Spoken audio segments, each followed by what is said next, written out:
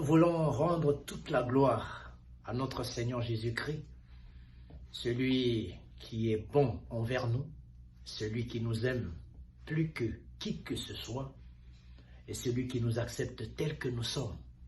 Et il nous donne la joie. Il nous donne la joie, il nous fait l'honneur de vivre. Et bien aimé, c'est une joie d'appartenir au Seigneur. Et je le dis toujours, et je suis fier d'appartenir à Jésus, je suis fier d'être chrétien, et je rendrai toujours témoignage de ce Seigneur Christ Jésus qui m'a sauvé, qui m'a donné la joie, qui m'a donné le sourire, qui a fait de moi un homme heureux. Je lui rends toute la gloire. Alors j'espère que toi aussi tu es un homme heureux. Alors si tu t'es arrêté pour regarder cette vidéo, c'est que tu es un homme heureux. Tu es une femme heureuse. C'est pourquoi je demande la grâce du Seigneur sur ta vie.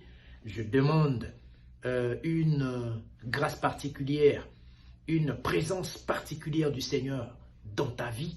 Et merci d'être là. Merci à tous ceux, beaucoup sont venus, plusieurs sont venus s'abonner à notre page. Nous bénissons le Seigneur. Et nous savons que vous partagez aussi, vous likez aussi, vous aimez. Et vous nous encouragez dans ce que nous faisons. Que Dieu vous bénisse. Que Dieu vous bénisse pour vos likes.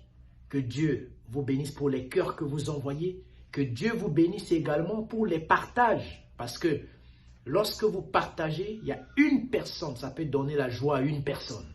À une personne qui va visiter votre page, cette personne peut également avoir la joie. Que Dieu vous bénisse pour les partages. Que Dieu vous bénisse pour l'amour que vous avez pour le Seigneur. Alors nous avons un texte pour cette vidéo qui est dans Lamentation 3 au verset 37. Lamentation 3 au verset 37. Voici ce qui est dit.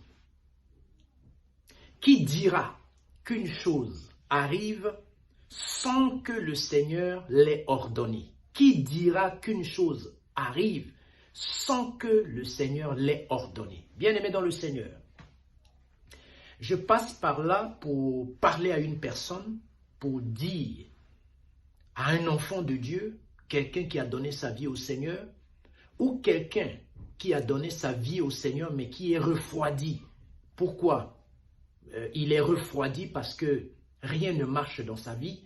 Il est refroidi parce que ses affaires ne marchent plus. Il est refroidi parce que ses commerces ne marchent plus.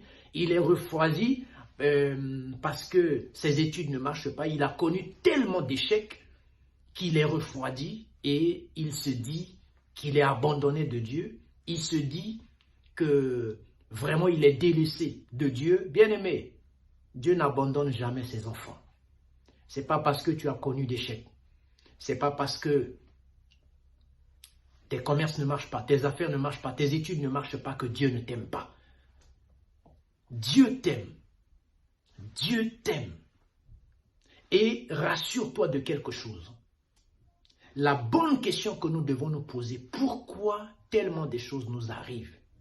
Pourquoi ces choses nous arrivent-elles? La bonne question, c'est à ce niveau. Des fois, Dieu autorise, Dieu propose des épreuves dans nos vies.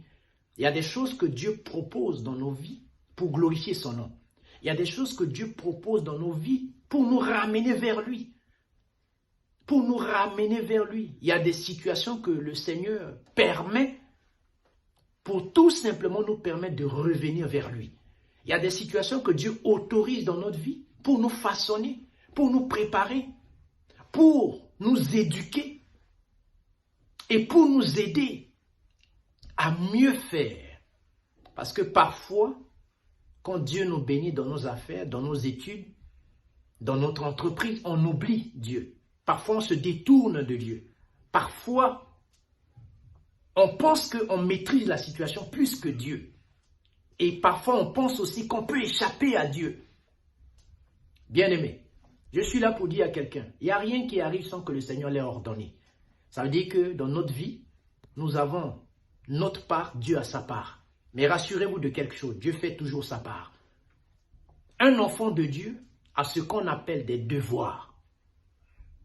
Et il a ce qu'on appelle des droits. Un enfant de Dieu a ces deux éléments. Il a ses droits qu'il peut réclamer à tout moment. Les droits d'un enfant de Dieu, c'est la promesse, la parole de Dieu qui est la promesse des enfants de Dieu, tu peux réclamer. Et il y a également son devoir. Son devoir, c'est quoi?